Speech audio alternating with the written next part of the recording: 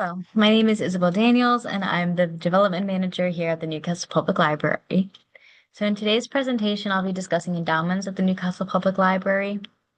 Endowments are vital to the success of many libraries, including our own, and I hope this presentation provides some insight into them as a funding source, and I appreciate your interest in wanting to learn how you can contribute to your library.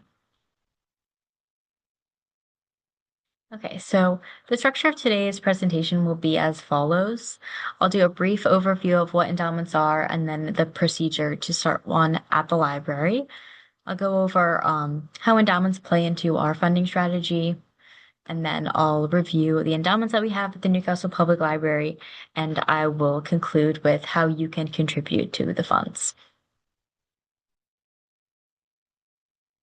Okay, so what are endowment funds? Endowment funds are investment funds that are specifically designed for nonprofits, and they allow us to take donations that we receive and then invest them to provide perpetual funding. So many endowment funds will have withdrawal policies, which will dictate how much an organization can withdraw over a period of time. And then they'll also typically have usage policies, and that will dictate how that funding is spent. So at the Newcastle Public Library, we have two types of endowment funds. We have restricted and then unrestricted for a total of 29 endowment funds. So 15 of those are going to be unrestricted and they'll support just general funding, whatever the library may need from year to year.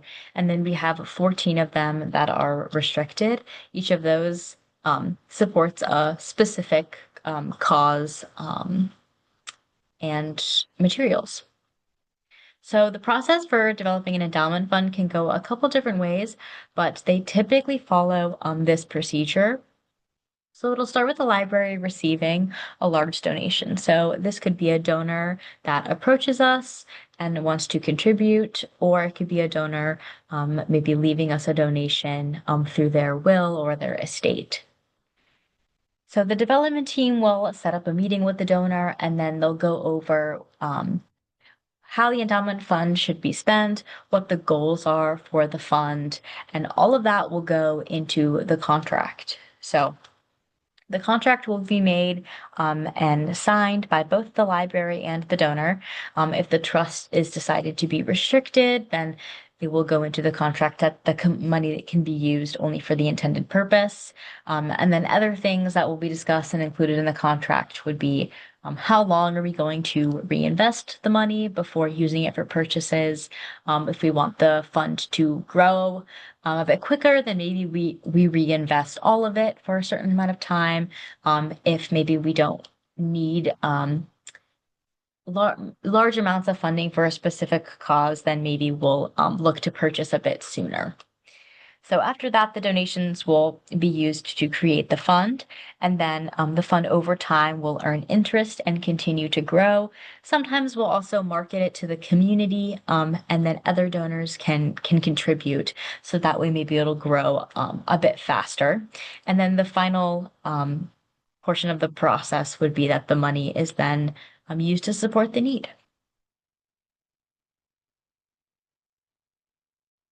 So when creating and utilizing endowment funds, the Newcastle Public Library looks to achieve the following goals. So we look to provide lasting funding for library programming and materials. We look to set ourselves up for future success and ensure that we can sustain our innovations. And then we look to provide both restricted and unrestricted funding. So restricted funds help us ensure that there'll always be money available for specific projects here at the library. And then unrestricted funds provide us with flexible funding that we can use wherever we need most. So now I'll go over the endowments that we have at the library, and we'll start with restricted funding.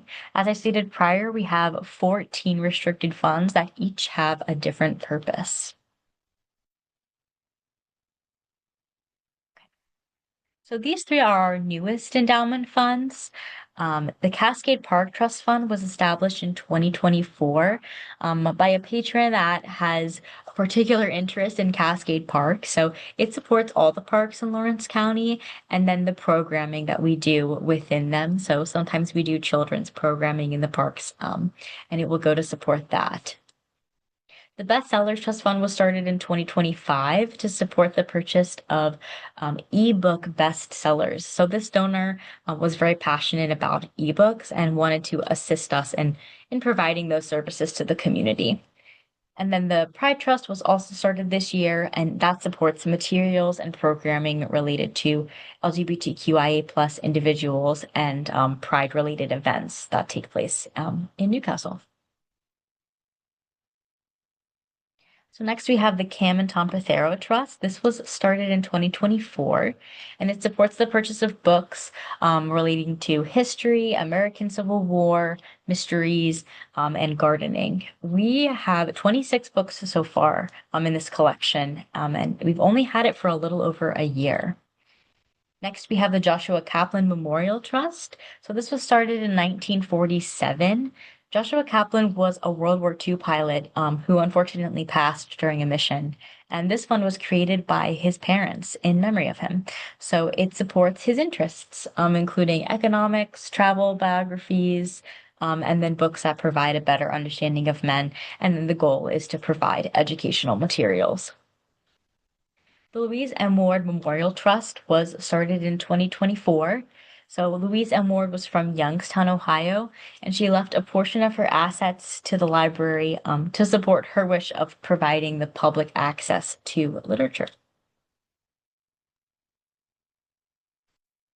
Next up, we have the Vivian Davidson Hewitt Trust Fund, which was started in 2023. So Vivian Davidson Hewitt was born in Newcastle, and she was the first African American president of the nonprofit Special Libraries Association.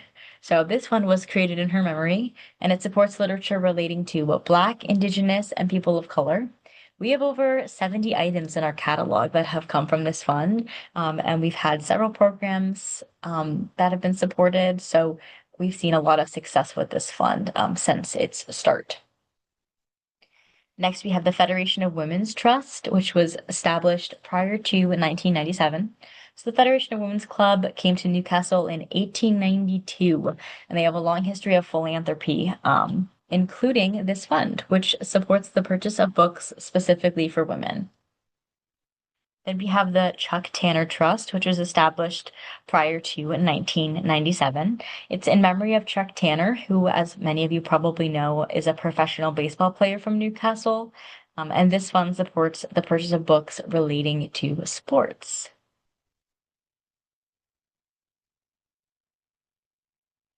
Next, we have the Polish Americans of Lawrence County Trust.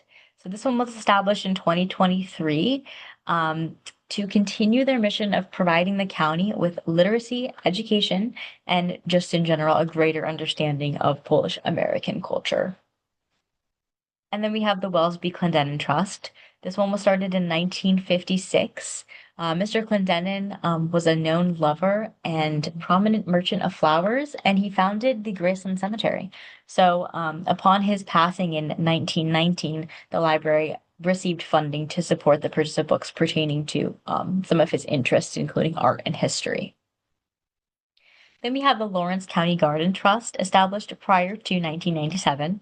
The Lawrence County Garden Club, they have a long history of maintaining community flower beds, and they established this fund to support the purchase of books relating to gardening. Okay, next we have the Alice Sterling Bequest. This one was established in 1970. So Alice Sterling was actually the head of the Newcastle Public Library for 42 years. And this bequest was left to honor her service to the library, and it supports the purchase of poetry books. And then we have the Jane Jackson Memorial Trust, which just generally supports the purchase of all books. And then our last restricted fund is going to be the Guy J. Wadlinger Trust. This was established prior to 1997. So Guy came to Newcastle to join the Navy, and then he became a local politician. He passed in 1964, and this fund was established to honor him, and it supports the purchase of books for children. So now we'll go into some of our unrestricted funding. Some of these we have backgrounds for, and some of them we do not yet. We are in the process of continuing to research them. So some unrestricted funding with backgrounds. We have the E.J. Williams Trust, which was established in 1988. So E.J. Williams was a graduate of Newcastle High School and Newcastle Business College, and he left a portion of his estate to us after he passed in 1988, leading to the formation of this endowment. And then we have the Helena Stevenson Trust. This one was established prior to 1997, and it was established in honor of her by the Newcastle High School class of 1939, which she was the supervisor of. So she taught business and typing courses for 41 years, and then she retired in 1968. Next, we have the I. Miller Henley Trust, which was established in 1990.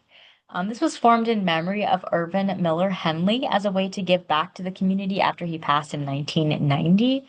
So he grew up in Newcastle and then he went on to study insurance at Allegheny College. And then last, we have the Rose Barber Trust, which was established prior to 1997. Ms. Barber was a former Newcastle librarian, a teacher. She's a member of the Daughters of the American Revolution. And then she attended Slippery Rock New School, went on to go to Grove City College, and then attended Carnegie Tech before she passed in 1983. And these are our unrestricted funding without backgrounds. So, like I mentioned, we are currently in the process of researching the backgrounds. So these have been some long-standing endowments that we don't know where they originated.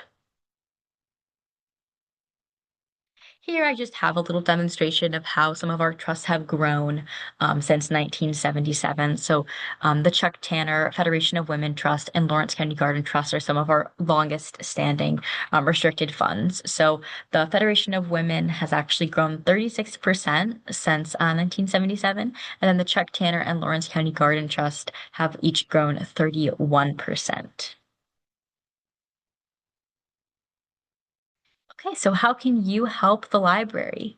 You can do it in a couple different ways, but you can donate money to a cause that you support. So all of our restricted funds accept donations. You can actually contribute online through our website, and it'll prompt you to choose where you want your money to go. Or you're more than welcome to start a fund of your own. So we do recommend that endowments be started with a minimum of $10,000. And the development team is always more than willing to set up a meeting with donors of any size that are interested in supporting us. So if you have any questions, I do encourage you to reach out to the library. Okay, thank you so much. I really appreciate you sitting through this video and learning a little bit about the endowments we have here. If you do have any questions, I've put the development team's contact information in the description. So I encourage you to reach out. And thank you for supporting the Newcastle Public Library.